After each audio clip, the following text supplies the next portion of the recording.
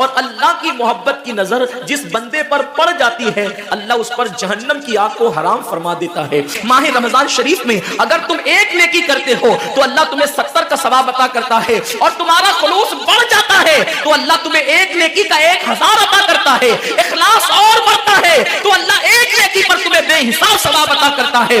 اور آقا کریم صلی اللہ علیہ وسلم فرماتے ہیں بڑی بڑی آنکھ والی حوریں اللہ کی بارگاہ میں عرض کرتی ہے میرے کریم ہمیں ان کی دلہن بنانا جو ماہ رمضان شریف میں تیری عبادت کرتے ہیں، ہمیں ان کے نکاح میں دینا جو ماہ رمضان شریف کی راتوں کو جگ کر کے تجھے منانے کی کوشش کرتے ہیں۔ آقا کریم صلی اللہ علیہ وسلم فرماتے ہیں اگر کوئی بندہ ماہ رمضان میں زنا سے بچے، شراب سے بچے، جھوٹ سے بچے، کسی کو تہمت لگانے سے بچے اور ماہ رمضان شریف کا احترام کرتے ہوئے گناہوں سے بچے تو اللہ تبارک و تعالی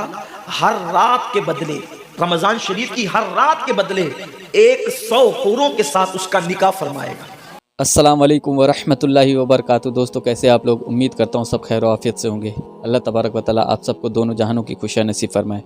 دوستو رحمتوں اور برکتوں کا مہینہ آنے والا ہے، یعنی ماہ رمضان آنے والا ہے۔ ماہ رمضان سے پہلے اس ویڈیو کو مکمل دیکھیے گا اور دوسرے مسلمانوں میں بھی ضرور شیئر کیجیے گا۔ دوستو آج کی ویڈیو بہت ہی امپورٹنٹ اور ایمان افروز ہونے والی ہے۔ ماہ رمضان میں جو لوگ گناہوں کو چھوڑ دیتے ہیں اور گناہوں کو ترک کر دیتے ہیں اللہ کے خوف سے، اللہ کی محبت میں، اللہ تبارک و تعالیٰ ان کو کیسے کیسے انعامات عطا کرتا ہے آپ اس ویڈیو میں جانیں گے تو آپ کا ایمان تازہ ہو جائے گا، آپ کا دل خوش ہو جائے گا۔ تو بغیر دیری کے اپنے اس ویڈیو کی طرف چلتے ہیں۔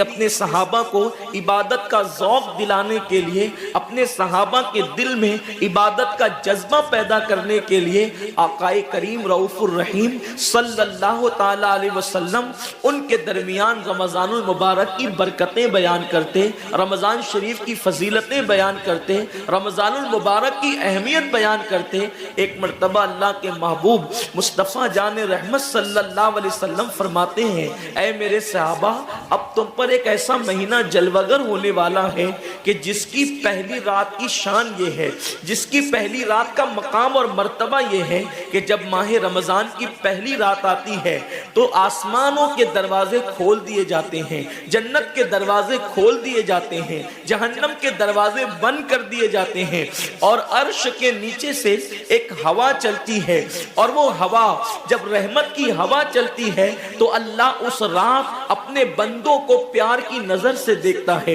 محبت کی نظر سے دیکھتا ہے، اور اللہ کی محبت کی نظر جس بندے پر پڑ جاتی ہے اللہ اس پر جہنم کی آگ کو حرام فرما دیتا ہے۔ میرے آقا صلی اللہ علیہ وسلم کے دیوانوں وہ مہینہ آنے والا ہے، وہ رات آنے والی ہے، وہ شب آنے والی ہے جس رات اللہ اپنے بندوں کو محبت کی نظر سے دیکھے گا، پیار کی نظر سے دیکھے گا، الفت کی نظر سے دیکھے گا۔ میرے پیارے آقا صلی اللہ علیہ وسلم کے پیارے دیوانوں آپ اندازہ کریں کتنا وہ مقدس بندہ ہے، وہ بندہ مقدر کا سکندر ہے جس کے وجود پر میرے اللہ کی نگاہ رحمت پڑ جائے، میرے کریم کی نگاہ رحمت پڑ جائے۔ ہم کس کس کی نگاہ کے طالب ہوتے ہیں، ہم کس کس کی توجہ کے طالب ہوتے ہیں؟ ہم سوچتے ہیں کہ پیر صاحب کی نگاہ پڑ جائے گی تو میرا بیڑا پار ہو جائے گا۔ یقیناً پیر صاحب کی نظر بڑی قیمتی ہے، دیوان شاہ بابا کی نظر پڑ جائے گی تو میری تقدیر بدل جائے گی۔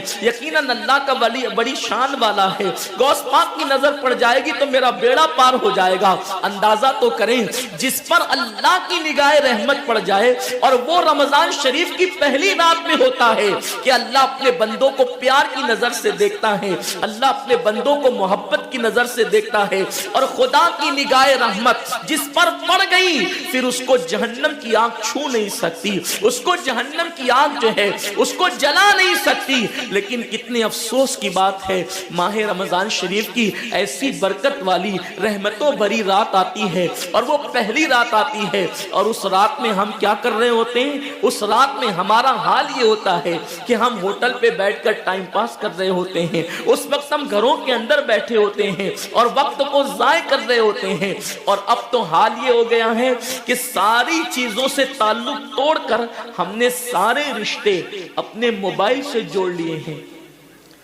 اس وقت ہمارا سب سے قریبی رشتہ دار اگر کوئی ہے تو وہ اپنا موبائل ہے۔ یہ ہنسنے کی بات نہیں ہے، یہ بہت نقصان کی بات ہے۔ اس قدر قریبی رشتہ، ماں باپ سے بھی زیادہ قریبی رشتہ موبائل سے، باپ سے بھی قریبی رشتہ موبائل سے، بیوی سے بھی زیادہ قریبی رشتہ موبائل سے۔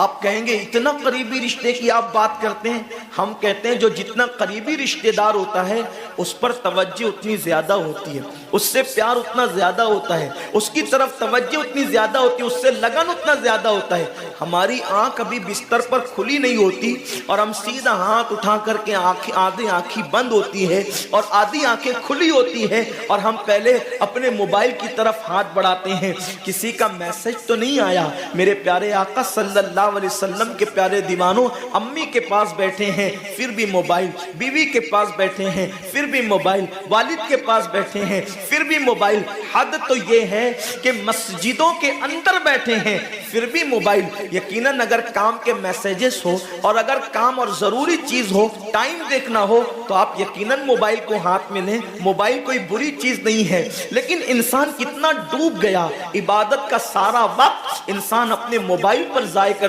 ہے۔ وقت کی قلت، انسان بار بار شکایت کرتا ہے وقت کی قلت دامنگیر ہے، ٹائم میرے پاس نہیں ہے، وقت میرے پاس نہیں ہے، میں بہت مصروف ہو گیا ہوں، میں بہت بیزی ہو گیا ہوں۔ لیکن اس کو دیکھو کہ رات کے 2-2 3-3 بجے تک کے آن لائن رہتا ہے بلا ضرورت ہے تو کوئی بات نہیں، بلا ضرورت۔ میرے آقا صلی اللہ علیہ وسلم کے دیوانوں، موت کی تلوار ہمارے سروں پہ لٹک رہی ہے اور ہمیں جلد سے جلد موت کی تیاری کرنا ہے۔ صوفیہ فرماتے ہیں جیسے سورج غروب ہونے والا ہوتا ہے تو کسان نظر سورج پر رکھتا ہے اور جلدی جلدی کام نپٹانے کی کوشش کرتا ہے۔ اس کو یاد ہے یہ بات، اس کے ذہن میں یہ بات کہ آج کا سورج غروب ہونے سے پہلے میں نے اپنے کام کو مکمل کر دینا ہے تاکہ کل کا سورج طلوع ہونے کے بعد میں نے پھر بیج بو کر کے آگے کا کام کرنا ہے۔ میرے آقا صلی اللہ علیہ وسلم کے دیوانوں، وہ کسان اگر یہ سورج غروب ہوتے ہوتے مر گیا تو کل اس کا کام کوئی اور کر جائے گا، اس کا بیٹا بیج بوئے گا، اس کی بہو بیج بوئے گی، اس کی بیوی بیج بوئے گی، اس کے رشتہ دار بیج بوئیں گے۔ لیکن یاد رکھنا اگر دنیا کے اندر ہماری زندگی کا سورج غروب ہو گیا تو پھر نیکیوں کا بیج ہماری جگہ کوئی نہیں بو سکتا۔ اللہ رب العزت نے کبھی ماہ رمضان کی شکل میں، کبھی شب برات کی شکل میں، کبھی شب قدر کی شکل میں، کبھی اللہ اکبر ماہ شعبان کی شکل میں، کبھی لیلۃ البراء کی شکل میں، کبھی شب معراج کی شکل میں، کبھی لیلۃ الجمعہ کی شکل میں یہ حسین قیمتی لمحات ہمیں اس لیے عطا فرمائے ہیں کہ میرے بندے اگر تو گناہوں کے اندر ڈوب گیا ہے، یہ مخصوص راتیں تجھے دے رہا ہوں، مخصوص دن تجھے دے رہا ہوں، ان راتوں میں میری عبادت کر لے، ان دنوں میں میری عبادت کر کے مجھے راضی کر لے تاکہ میں تیری مغفرت کر دوں۔ اور پھر رمضان شریف کی تو بات ہی جدا ہے۔ ماہ رمضان تمام مہینوں کا سردار ہے۔ میرے آقا مصطفیٰ کریم رؤوف الرحیم صلی اللہ علیہ وسلم فرماتے ہیں ماہ رمضان کو سارے مہینوں پر ایسی فضیلت ہے جیسے مجھ محمد کو تمام مخلوق پر فضیلت حاصل ہے۔ میرے آقا فرماتے ہیں ماہ رمضان شریف میں اگر تم ایک نیکی کرتے ہو تو اللہ تمہیں 70 کا ثواب عطا کرتا ہے، اور تمہارا خلوص بڑھ جاتا ہے تو اللہ تمہیں ایک نیکی کا 1000 عطا کرتا ہے، اخلاص اور بڑھتا ہے تو اللہ ایک نیکی پر تمہیں بے حساب ثواب عطا کرتا ہے، اس کا کوئی حساب ہی نہیں ہوتا۔ آقا کریم رؤوف الرحیم صلی اللہ علیہ وسلم فرماتے ہیں یہ ماہ رمضان کیا ہے؟ اللہ کے محبوب مصطفیٰ کریم صلی اللہ علیہ وآلہ وسلم ماہ رمضان شریف کے روزوں کی اہمیت بیان کرتے ہوئے فرماتے ہیں کہ ماہ رمضان شریف کا ایک روزہ اگر کوئی چھوڑ دے اور پھر ساری زندگی اس کے بدلے میں روزہ رکھے تو ساری زندگی کے روزے اس ایک ماہ رمضان کے روزے کے برابر نہیں ہو سکتے۔ یہ ماہ رمضان شریف کے روزے کو فضیلت حاصل ہے، اور اللہ کے حبیب صلی اللہ علیہ وسلم فرماتے ہیں جو ماہ رمضان شریف میں عبادت کر کے اپنی بخشش نہیں کروا سکتا، اپنی مغفرت نہیں کروا سکتا، پھر اس کو کبھی موقع نہیں ملتا کہ وہ اپنی مغفرت کا سامان کرے۔ آقا کریم صلی اللہ علیہ وآلہ وسلم فرماتے ہیں کہ سال بھر تک ماہ رمضان شریف کے لیے جنت کو آراستہ کیا جاتا ہے۔ जन्नत को सजाया जाता है, जन्नत को संवारा जाता है। और आकाए करीम सल्लल्लाहु अलैहि वसल्लम फरमाते हैं, बड़ी बड़ी आंख वाली हूरें अल्लाह की बारगाह में अर्ज करती है, मेरे करीम हमें उनकी दुल्हन बनाना जो माह रमजान शरीफ में तेरी इबादत करते हैं, हमें उनके निकाह में देना जो माह रमजान शरीफ की रातों को जग करके तुझे मनाने की कोशिश करते हैं। आकाए करीम सल्लल्लाहु अलैहि वसल्लम फरमाते हैं, अगर कोई बंदा माह रमजान में जिना से बचे, शराब से बचे, झूठ से बचे, किसी को तोहमत लगाने से बचे और माह रमजान शरीफ का एहतराम करते हुए गुनाहों से बचे, तो अल्लाह तबारक व ताला हर रात के बदले, रमजान शरीफ की हर रात के बदले 100 हूरों के साथ उसका निकाह फरमाएगा। यानी 30 रातें हैं तो 30 हूरों के साथ उसका निकाह होगा। और आकाए करीम सल्लल्लाहु अलैहि वसल्लम फरमाते हैं,